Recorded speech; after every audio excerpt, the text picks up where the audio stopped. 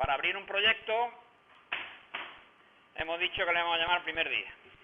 Entonces me sale esto, que si quiere una aplicación de consola le digo que sí, y aquí yo os recomiendo que le deis a proyecto vacío. Entonces tenemos que se abre un proyecto que hemos llamado primer día. Fijaros que aquí os sale las carpetas que vamos a tener para ese proyecto, y nosotros vamos a utilizar básicamente esta carpeta que se pone archivos de código fuente. Entonces con el botón derecho le damos agregar nuevo elemento, me sale un menú desplegable. Yo le voy a picar aquí donde pone archivos CPP. Hay que tener en cuenta lo siguiente: Visual C es una herramienta que tiene dos compiladores, un compilador de C y un compilador de C++. ¿Qué es el C++? Bueno, pues es una evolución del C con una filosofía de programación diferente. Entonces nosotros no vamos a usar el compilador de C++, vamos a utilizar el compilador de C. Por tanto, aunque los archivos pongan aquí archivos C++, nosotros a la hora de darle nombre, le vamos a dar un nombre con una extensión .c, de forma que quede claro que es un fichero C y se va a compilar con el compilador de C, no de C++. Vamos a suponer que le llamo primer.c, no se nos olvide poner el .c y le doy a agregar. Los programas en C, la estructura la tenéis en los apuntes, tiene pues una serie de partes que tienen que ser estrictamente esas partes.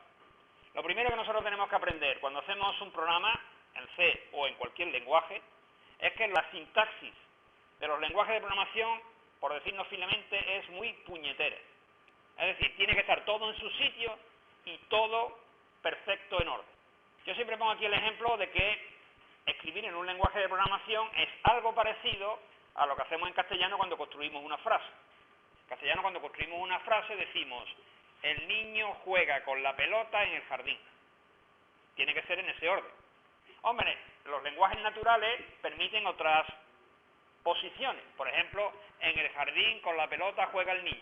Es un poquito raro, pero sería aceptable. El lenguaje natural permite cierta flexibilidad. Los lenguajes de programación permiten muy poca flexibilidad. Muy poca. Las cosas tienen que estar cada una en su sitio y en el orden obligado. Y cualquier error en la sintaxis da lugar a un error de compilación que, dependiendo de la experiencia que tengamos, nos puede costar más o menos tiempo resolverlo. Entonces, un programa en C empieza con lo que se llama la declaración de importaciones. En este caso, normalmente un programa en C tiene una importación que es a la biblioteca stdio.h. ¿Qué es stdio.h? Bueno, pues stdio.h es la biblioteca que el C trae para la lectura y escritura. stdio viene de Standard Input Output y es, como su nombre indica, la biblioteca estándar de funciones de entrada-salida. Como todo programa en C o lee o escribe o las dos cosas, pues todo programa en C debe tener una declaración de importación, include stdio.h. Fijaros que ya aquí estamos viendo cositas raras. Cositas raras como ¿qué? Bueno, pues que aquí hay un símbolo especial, almohadilla. Después vemos una palabra que se llama include, que como su nombre indica, es para incluir. Y el stdio lleva por delante un menor y un mayor. Tiene que ser así.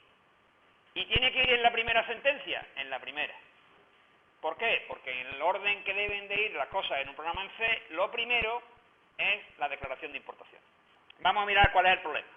El problema me dice: escribo una función en C para las siguientes tareas.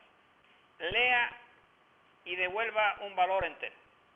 Cuando decimos un valor entero nos estamos refiriendo a un valor numérico de lo que en matemáticas se llama entero, es decir, un valor sin decimales, y que lo devuelva. Después lo vamos a hacer igual con un valor real. Y después vamos a hacer una función que escriba en pantalla un valor entero y que escriba en pantalla un valor real. Vamos a definir la primera función, leer un valor entero, desde teclado. Y esa función debe devolver un valor entero. Los valores enteros en C se denotan con la palabra int, int, de integer.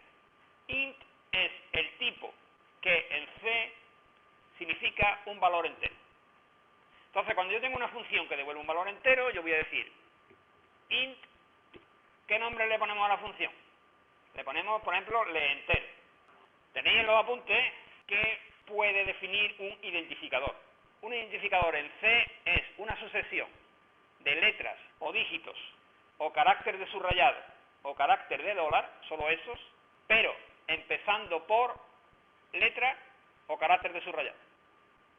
Es decir, que no podría empezar por dígito. Es decir, que yo podría poner, por ejemplo, como identificador leentero 1. Eso sería un identificador válido. Pero no podría poner 1 leentero. Voy a hacer una función leentero que va a leer desde teclado. Cuando algo lee desde teclado, que no desde fichero, no necesita argumentos de entrada. Entonces, esas funciones en C se dicen que reciben void. Void es el identificador que en C significa sin tipo, sin argumento. Entonces, la función leentero no recibe nada y devuelve un entero. Y ahora, atención, se pone un punto y coma. ¿Por qué un punto y coma? Bueno, porque en C las sentencias o las declaraciones se separan por puntos y comas. El punto y coma significa terminación. Entonces, uno podría seguir escribiendo aquí a continuación, podría seguir escribiendo, siempre y cuando que la siguiente sentencia la vuelva a separar por punto y coma. Es decir, el C, cuando llega a un punto y coma, no necesariamente tendremos por qué cambiar de línea, aunque evidentemente nosotros lo haremos. ¿Por qué? Porque así hacemos los programas más legibles. Bien, esta es la función leentero. Y ahí lo que hemos puesto es el prototipo de la función. ¿Qué es el prototipo de la función?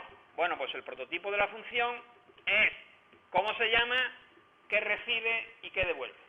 El prototipo de una función es una declaración en la que el programador indica: esta función se llama así, en nuestro caso leentero, recibe void, es decir, no recibe nada, y devuelve un entero. La siguiente función era leer un real. ¿Cuál es el nombre que en C identifica al tipo real? Bueno, pues hay dos. Uno es float y otro es doble. ¿Cuál es la diferencia entre el float y el doble? Pues sencillamente el tamaño que ocupa en la memoria. A más tamaño, más precisión. ¿Cómo se va a llamar la función? Pues lo lógico es llamarla leerreal, ¿no? ¿Y qué recibe leerreal? Pues lo mismo, nada. Por lo tanto, void también. Ya tenemos las dos funciones de lectura. Ahora vamos con las funciones de escritura. Por ejemplo, la primera, escribe entero. ¿Qué recibe escribe entero? Recibe un entero. Pues si la función escribe entero tiene que escribir un entero, tendré que decirle cuál. ¿Y cómo le digo cuál? Pues aquí. ¿Y qué devuelve la función escribe entero? ¿Debe devolver algo? No devuelve nada. ¿Por qué? Porque lo que hace es mostrar en pantalla. Entonces, cuando algo se muestra en pantalla, no se devuelve. Por eso dije el otro día, y vuelvo a repetir hoy, que cuando nosotros queramos reutilizar una función, no debe demostrar ese resultado en pantalla. Porque, lógicamente, una vez que esté en la pantalla, ya no se puede reutilizar. Bueno, y el escribe real yo creo que ya es inmediato, ¿no? No hace falta que pensemos mucho. Ahora vamos a hacer el código de esas funciones. Hacemos la función. ¿Dónde se ponen las funciones? Debajo. ¿Y entonces qué pongo? Bueno, pues repito el prototipo. Abro una llave y cierro una llave. Y dejo unas líneas en blanco. Entre esta llave y esta llave va el código de la función leentero. ¿Cómo se lee un entero? Bueno, pues lo primero que nosotros tendríamos que hacer es define una variable del tipo que vas a devolver. Eso es una cuestión que debemos hacer siempre que nosotros tengamos una función. Siempre que una función devuelva un tipo, lo primero que nosotros hacemos es declaramos una variable de ese tipo. ¿Y por qué? Porque esa va a ser la variable que yo voy a devolver. Es decir, voy a definir una variable de tipo int. ¿Cómo se hace eso? Pues se pone int, que ya lo conocemos, y a continuación el identificador de la variable, que yo le llamo valor. ¿Y qué va a pasar con esa variable antes de que termine la función? Pues que yo la voy a devolver. Es decir, yo aquí en medio, entre la definición de la función y el final de la función, yo voy a hacer una serie de operaciones. Hombre, en este caso la operación es muy sencilla, simplemente leer ese valor. Pero imaginaros que quisiera hacer algo más complejo. Pues yo haría una serie de operaciones. Una vez que he terminado todas esas operaciones, ¿qué debo yo hacer? Devolver el valor. ¿Cómo se pone en C que voy a devolver un valor? ¿Y el punto y coma? Bueno, pues ya lo hemos dicho. Como veis, hay punto y coma aquí y hay punto y coma aquí. ¿Por qué? Porque toda sentencia en C termina en un punto y coma. Todas esas funciones que yo voy a utilizar para leer o para escribir están implementadas aquí, en esa biblioteca. stdio.h es una biblioteca de funciones ya definidas en C que yo reutilizo en mis programas. ¿Y cómo se llama esa función? Bueno, pues esa función se llama scanf. Claro, pero scanf y algo más, porque mira, bueno, ¿y dónde está el valor? ¿Cómo sé yo que lo que lee se guarda en valor? Bueno, pues ahora viene la sintaxis del scanf. ¿Qué se pone? Bueno, pues se pone en dos partes. Scanf tiene dos argumentos de entrada. El primero es el formato y el segundo es la variable a leer. Entonces, cuando en C nosotros ponemos dos argumentos de entrada a una función, se separan por una coma. ¿Qué es el formato? Pues el formato es una expresión entre dobles comillas. Y el formato para leer entero es tanto por ciento de. Y a continuación, el valor que voy a leer. Valor. Pero tengo que ponerle por delante un ampersand a la variable valor. ¿Y por qué hay que ponerlo? Esa es una buena pregunta. El por qué lo veremos dentro de 5 o 6 semanas. Lista nuestra función lee entero. Vamos a hacerle real, ¿no? Cojo este código. Ahora no se llama lee entero, ahora se llama lee real. Y recuerdo que devolvía un doble. Entonces, si devuelve un doble, mi variable valor tiene que ser de tipo entero. No, hombre, no. Tu variable valor tiene que ser ahora de tipo doble. ¿Y le puedo llamar valor? Le puede llamar valor. ¿Y no hay problema de que aquí valor sea de tipo entero y aquí valor sea de tipo doble? No hay ningún problema. ¿Por qué no hay ningún problema? Porque este valor es de la función lee entero y este valor es de la función lee real. Y por tanto no hay ningún problema en que se llamen igual en los dos sitios. Usted ha dicho hace un momento que el tanto por ciento de era el valor para leer enteros. Hemos de suponer que para leer números dobles no será D, efectivamente. Para leer valores dobles no será D, será LF.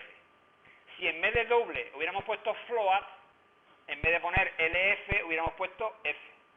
Es decir, el formato para los números float es F y el formato para los números dobles es LF. Vamos a hacer los dos escribe. El primero, void escribe entero. De nuevo nosotros ponemos el prototipo, que acordáis que era lo que pusimos aquí arriba, pero cuando nosotros ponemos el prototipo, ponemos aquí int, a secas. No le damos un nombre a ese entero. Cuando nosotros vamos a hacer la función, tenemos que concretar cómo vamos a llamar a ese entero. Es el nombre que va a tener dentro de la función el argumento que yo le pase como parámetro. Entonces vamos a llamarle, por ejemplo, a. ¿Cuál es la función que en C sirve para escribir en la consola? Pues se llama printf. Printf tiene también dos partes, formato y valor. Yo voy a imprimir un valor entero. Luego el formato es tanto por ciento de, entre dobles comillas. Pues ahora el valor que voy a imprimir. Hombre, esto sí queda un poco soso. Podría ponerle un mensajito, ¿no? Que dijera el valor es, dentro de las dobles comillas nosotros podríamos poner el valor es, dos puntos, tanto por ciento de. ¿Y eso qué imprimiría? Pues imprimiría la cadena el valor es y donde está el tanto por ciento de, el valor de A. ¿Y el escribe real? Bueno, pues el escribe real sería, lo único que pasa es que el formato ahora es LF. ¿Esto así funciona? No. ¿Por qué no funciona? Porque usted ha definido unas funciones, escribe y lee, pero no han sido invocadas en ningún sitio. ¿Dónde se invocan las funciones? Bueno, pues las funciones se invocan en otra función. O bien, en este caso, como las funciones, como ven, han sido muy simples, las funciones se invocan desde el programa principal. ¿Dónde se pone? Bueno, pues eso hay dos opciones. Podemos ponerlo debajo del todo o debajo de los prototipos y antes de la función. Es decir, que serían los prototipos, el programa principal y debajo del programa principal las funciones, el código de las funciones. Vamos a hacer el programa principal. ¿Al programa principal yo le puedo llamar como yo quiera? No. Le tengo que dar el nombre que el C proporciona para el programa principal. ¿Y cuál es ese nombre? Bueno, pues es fácil de acordar. Main. Cuando el programa empieza a ejecutarse ahí. Los programas principales siempre van a devolver void y van a recibir void. Y por tanto, nuestros programas principales siempre van a ser de ese tipo. Entonces, en el programa principal, como veis, yo he puesto void main void, he puesto unas llaves de abrir y, lógicamente, al finalización del programa principal, pues voy a poner unas llaves de cerrar. Como veis, las llaves sirven para separar un trozo de código de otro. Recuerdo que aquí lo he puesto en lee entero, ¿veis? Abre llave, cierra llave. Y entonces aquí, ¿qué es lo que va a hacer usted hacer? Bueno, pues aquí lo que voy a hacer es llamar a las funciones. ¿Cuál es la primera función que voy a llamar? Pues, por ejemplo, a leer entero. ¿Cómo llamaríamos a la función leer entero? Pues bien, para llamar a la función lee entero se pone lee entero. ¿Necesito argumento de entrada? Pues miro el prototipo de la función lee entero y veo que no, que lee entero no tiene argumento de entrada. Luego pongo paréntesis, paréntesis. ¿Y lo que devuelve lee entero? ¿Dónde lo guarda usted? Pues lo voy a guardar en una variable. ¿Cómo le va a llamar a esa variable? De nuevo le llamo como yo quiera. ¿Le podría llamar valor? Podría. ¿Le podría llamar a? También. ¿Por qué? Porque no hay ninguna incompatibilidad con las funciones que he dicho que dirían variables de tipo valor y entero, porque esas variables son para las funciones. Son variables locales a la función. Y entonces ahora tengo que declarar a, porque claro, a no está declarada. Fijaros una cosa que ha sucedido, que ha sido tan rápido que no os habéis dado cuenta. Yo he puesto a igual a lee entero. ¿Veis que se ha subrayado en rojo la a? Si nos ponemos encima con el cursor, sale un recuadrito que para los que no lo vean pone error 2 puntos. El identificador a no está definido. Es decir, que ya me está dando una pista. Me está diciendo que evidentemente falta por declarar la a. Fijaros que es lo mismo que he hecho aquí. Cuando yo he utilizado valor, he tenido que declarar la variable valor. ¿Y de qué tipo es? Esto es lo que se llama una declaración de variable. Tipo y nombre. ¿Dónde se declaran las variables? Pues aquí, arriba. ¿Tiene que ser arriba? Sí, tiene que ser arriba. Las variables en las funciones, sea la principal o no, como veis, se declaran siempre en las primeras líneas.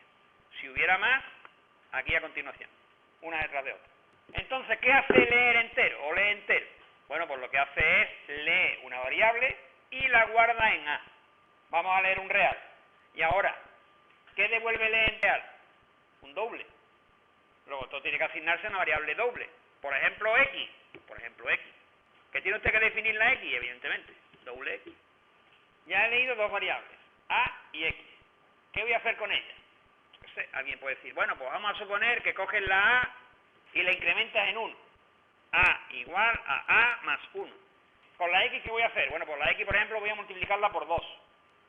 Y ahora que tengo esos cálculos hechos, hombre, y tengo una función que se llama escribe entero y una función que se llama escribe real, vamos a utilizarla, ¿no? ¿Cómo se utiliza? Pues pongo escribe entero. ¿Y esto qué haría? Imprimir por pantalla el valor de a y el valor de x. ¿Cuál sería el valor de a que se imprime? Pues el que hemos leído más 1. ¿Y el valor de x? El que hemos leído por 2. ¿Se podría haber hecho de otra manera? Se podría. Fijaros, yo podría haber puesto esto directamente. ¿Y qué mostraríamos en pantalla? El resultado de multiplicar x por 2. Y un último detalle. Esta doble barrita que he puesto aquí es un comentario. Por eso lo que sale a continuación se pone en verde. Un comentario es una parte del código que, como su nombre indica, sirve para comentar.